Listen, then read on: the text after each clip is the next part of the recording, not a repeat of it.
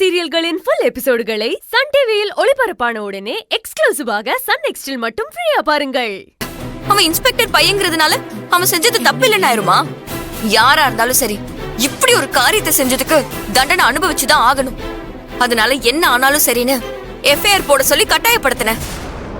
அவங்களும் FIR file பண்ணிட்டாங்க. இனிமே அந்த பொறுக்கிக்கு சட்டப்படி தண்டனை கிடைக்கிறது நிச்சயம்.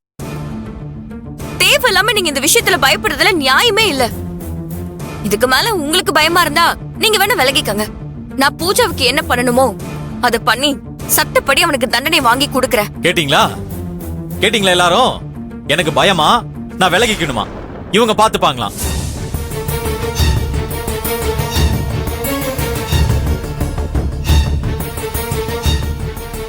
பாரு, இது உன் தனிப்பட்ட விஷயம் கிடையாது. என் தங்கச்சியோட வாழ்க்கை பிரச்சனை. இதுல மூணாவது மனுஷி நீதான் தேவையில்லாம மூக்க நுடைக்கிற.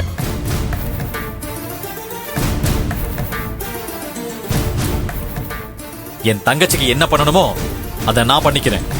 நான் மூணாவது மனுஷிதான் மாமா. ஆனா உண்மையிலே பூஜா மேல அக்கறை உள்ளவ. அதனாலதான் இந்த பொறுக்கிக்கு தண்டனை வாங்கி கொடுக்கறதே சரின்னு சொல்றேன். முடிஞ்சா எங்க கூட நில்லுங்க, இல்லன்னா விலகி நில்லுங்க.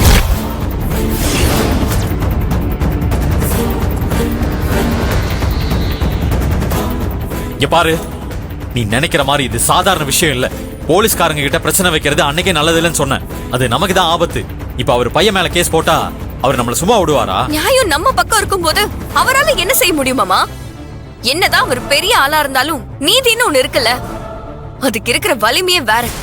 நிச்சயம் இந்த விஷயத்துல பூஜாவுக்கு நியாயம் கிடைக்கும். மறுபடியும் உனக்கு சொல்றேன், நீ புரியாம பேசிட்டு இருக்க. நீ சொல்ற நேர்மை நீதி எல்லாம் காசு பணம் அதிகாரம் எல்லாமே இருக்கிறவங்களுக்கு மட்டும்தான். அதிகாரத்துல இருக்கிறவங்க நாளைக்கு அவங்க பணத்தை வச்சு என்ன வேணாலும் பண்ணுவாங்க.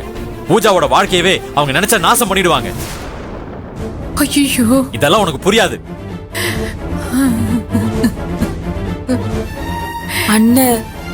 அண்ணன் செஞ்சதுல எந்த தப்பும் இல்லன்னு. அவன் பண்ண காரியத்துக்கு அவனுக்கு தண்டனை கிடைக்கணும்னு. அதான் சரி. பூஜா, என்ன பேசிட்டு இருக்க? நாளைக்கு கோர்ட்டு கேஸ் அலைஞ்சா காலேஜ்ல உன் பேரு கெட்டு போயிடும். உன்னை பொண்ணு கேட்க வரவங்க நீதான் அந்த பொண்ணுன்னு தெரிஞ்சா பொண்ணு எடுக்கவே பயப்படுவாங்க. உன்னை நிக்க வச்சு கேள்வி கேட்டு டிவி பேப்பர்னு எல்லாத்துலயும் உன் பேரும் நம்ம குடும்பம் பேரும் தான் வரும். இதனால நம்ம குடும்பத்தோட மானம் காத்துல பறந்துரும். இதெல்லாம் செல்விதான் நினைச்சு பார்க்கல, நீ கூட நினைச்சு பார்க்கலையா? செல்வி இந்த குடும்ப மானத்தை கப்பலேத்தனுங்கிற நினைப்போட தான் அந்த வீட்டுக்குள்ள மருமகளாவே வந்திருக்கா. அவளுக்கு எப்படி இந்த குடும்பத்து மேல அக்கறை இருக்க போகுது? ஐயோ பூஜா, அண்ணன் சொல்றதாமா சரி. இத பாரு, நீ பொம்பளை புள்ள. நாளைக்கு ஊருக்குள்ள 4 பேர் விசாரிச்சா இந்த விஷயம் ஊர் ஃபுல்லா பரவிடுமா? அப்புறம் உன் எதிர்காலம் என்னடி ஆவறது? ஏற்கனவே அந்த பொறுக்கி ஒண்ணு போட்டோ எடுத்து வச்சிருக்கான். இப்ப போலீஸ் கோர்ட்டு கேஸ்ன்னு போனா நாளைக்கு உனக்கு ஏதாவது ஒண்ணு கிடக்க ஒண்ணுன்னா ஐயோ, என்னால எதையுமே தாங்கிக்க முடியாதுடி.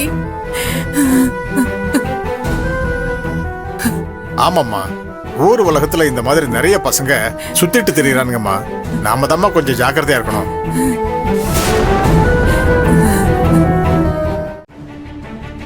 இது பாருடி, இப்படி ஒரு விஷயத்தை நீ நடக்க விட்டுருக்க கூடாது.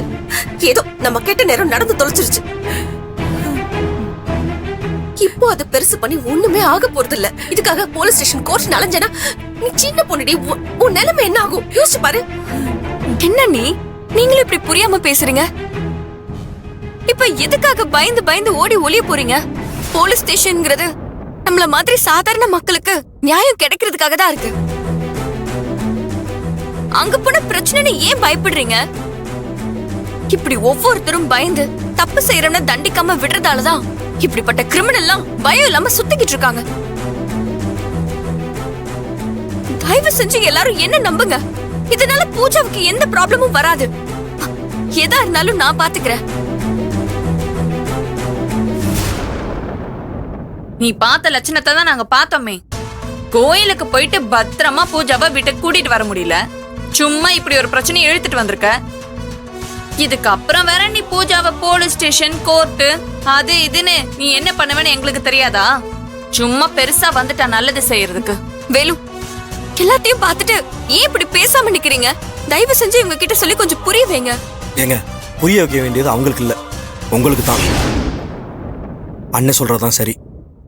பிரச்சனையை கண்டு ஒதுங்கி போறதான் இப்போதைக்கு நம்ம எல்லாத்துக்குமே நல்லது. நான் ஒரு ஆம்பளை, என்னையவே அந்த இன்ஸ்பெக்டர் என்ன பாடுபடுத்தினா அதெல்லாம் நீங்க பாத்துக்கிட்டு தானே இருந்தீங்க. அப்பயும் நீங்க இப்படித்தான் போராடினீங்க. உங்களால என்ன செய்ய முடிஞ்சது? அண்ணன் சொன்ன மாதிரி இந்த பிரச்சனையை இத்தோட விடுறதா நல்லது. பூஜா வா போலாம். வான்னு சொல்றேன்ல, வா. பூஜா போகாத. இங்க பாரு, என் குடும்பத்தை போலீஸ், கோர்ட்டு, மீடியான்னு கொண்டு போய் நிறுத்தி அவமானப்படுத்த போறியா?